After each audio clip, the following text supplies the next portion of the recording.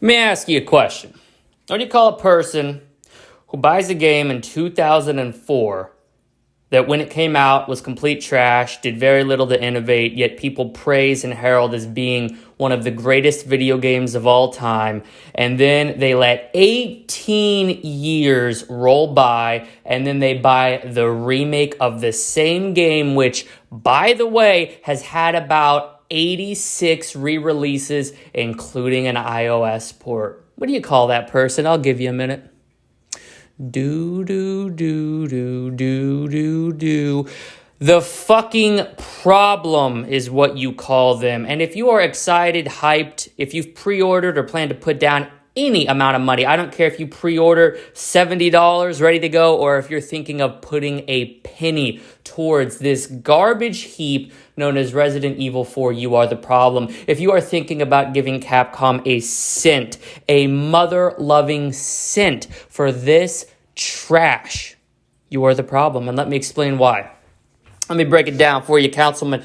Resident Evil 4 was not a good game. It wasn't a good game back in the day. It wasn't a good game the 86 times they chose to re-release it. I mean, first it came out on the GameCube, and then we had the PS2 port, and then the next generation came. We had to get ports to, the PS3, the 360, still not running at 60 FPS, but, we'll put some 720p visuals on there. And then, of course, the PS4 and the Xbox One. Well, guess what? We got to shovel it out onto those systems, finally getting 60 FPS on console. Don't forget or remind me of that atrocious PC port that wouldn't allow you to aim with the mouse. Oh, and then the Wii comes out, even though Nintendo's hardware can barely run the game, let's shovel it onto there as well. And don't forget there was an iOS port in there somewhere. This game has been released on everything. I don't think for a second that you would not be able to operate Resident Evil 4 on a Samsung smart fridge. But did that stop the greedy ambition of Capcom of digging even more money out of your wallet? Did it stop them in their tracks and leave them pondering, have we milked this enough? No, it did not. And I am so ashamed to say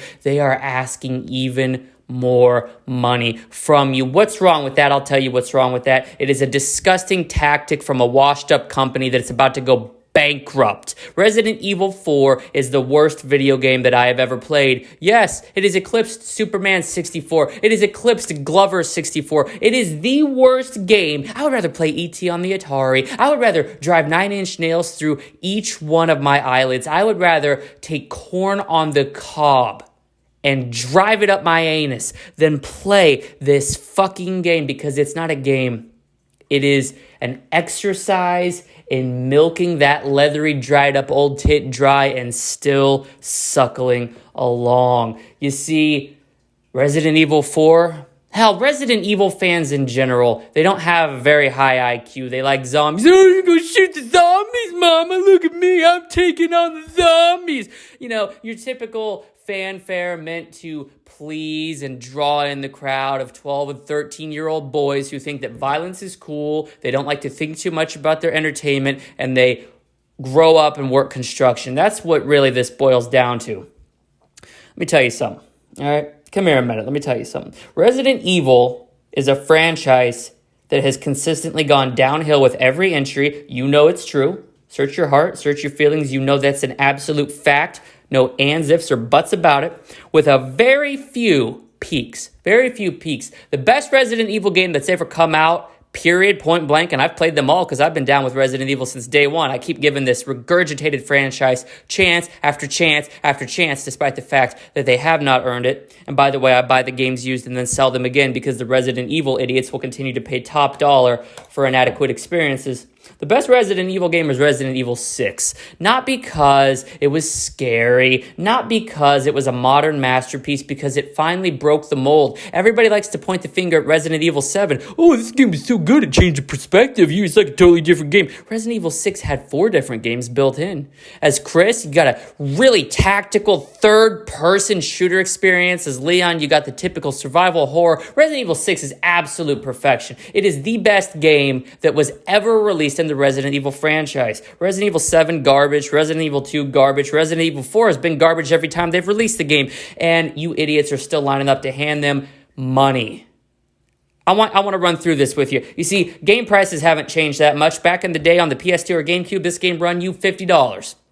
And then That wasn't the end. That was just the beginning. Now, do you think Capcom, being the greedy overlords that they are, would ever introduce a trade-in or buyback program? Do you think they'd possibly give you a discount on the new, upgraded versions if you could prove ownership of the original? No, they hung you out to dry and treated you like a dollar sign, and you willingly accepted it because you don't know anything in your own life other than pain, self-inflicted pain at that, and handing over your hard-earned dollar to corporations who see you as nothing more than currency. So you're $50 in, but you're tired of playing and 480p, 30 FPS, stutters all over the place. Oh, they re-released it for the PS3 360 era. Let's shell out another $50. And now we're $100 in, you still don't have 60 FPS on console.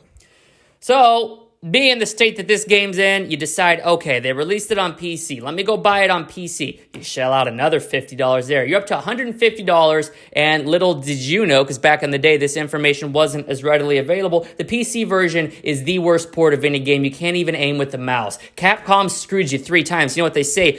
Fool me once, shame on you. Fool me twice, shame on me. Fool me 3 goddamn times, and I ought to start looking in the mirror, and I ought to go get psychologically evaluated. But you didn't stop there. PS4, Xbox One era. Oh my God, chef's kiss. 60 FPS, 1080 on the consoles. It's amazing. It's just another $50. So now we're $200 in to get 60 FPS on Resident Evil 4 in a playable condition. But that's not enough anymore, is it, Resident Evil fanboys? No, you're scraping the bottom barrel. You need Resident Evil 4 to go. You need Resident Evil 4 portable. Now, the first option available to you is a shoddy iOS port for $20 that Capcom shit out onto the App Store about 10 years ago. Barely playable. Graphics look like something even worse than a PlayStation 1, but you bought it anyway. So now you're $220 in because you have to have your Resident Evil 4 to go, and that's not even the end of it. Then Nintendo decides to release the Nintendo Switch, that abortion of a console, and now you're like, where I can see every pixel on the iOS version, and it looks to be running something like 15 FPS, 240p,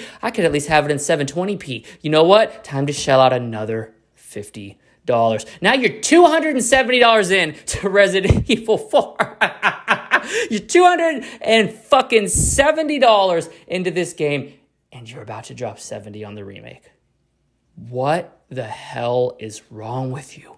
The game sucks. People like talking about, Dead Space was such a great game. It drew on Resident Evil 4. Both of those games suck. And this is how you know the gaming industry is truly well and dead, and it will never recover. There will be no recovery for video games. There will be no recovery for entertainment as a medium, because just like Dead Space and EA decided to milk all their fans and shit out a remake of their game, Capcom and Resident Evil are doing the same. Let me tell you something right now. Capcom wants you to believe that Resident Evil 4 invented this over-the-shoulder, third-person shooter perspective, and Dead Space, the EA fans, the people sucking off Dead Space want you to believe that they refined it into perfection. They're both liars. They're both wrong. Go look it up right now. Check me on my facts. I promise you, you're going to get schooled. There was a game that came out in 2005 called Cold Fear, and it originated the over-the-shoulder third-person perspective that is still so widely adopted today. It was the game that innovated. It was the game that deserves the praise, yet most of you listening don't even know what the hell that game is. You're scratching your head like you're scratching your nuts. What the hell is Dead Metal talking about? Cold Fear? I've never heard of that. You haven't heard of it because it was made by a small company. You haven't heard of it because they didn't pay off reviewers to give it perfect scores. You haven't heard of it because it was buried. Because Capcom and EA have money. They have your money. Instead of spending $70 on an inferior experience of a game that was trash when it came out almost 20 years ago, take $5. Go get Cold Fear off Steam and play what is, without a doubt, the greatest third-person shooter to ever exist, and is ashamedly the game that 2 major developers ripped off in pursuit of the almighty dollar. If you've paid for either one of these remakes, you're complete trash. You are ruining this industry, and I will not allow it to continue. You need to stop before things get real bad. Dead Metal's back. Dead Metal has the truth, and above all else, I will lead you to the promised land. All you need to do is pledge your allegiance to me. Are we buying Dead Space remake over here? No, we're not. Are we buying Resident Evil 4 remake over here? No, we're not. Are we buying any remaster, remake, or whatever garbage they decide to shovel out instead of innovating? Absolutely not. That is why I have purchased, will continue to play, and will forever be promoting Forspoken, the greatest game to release this decade.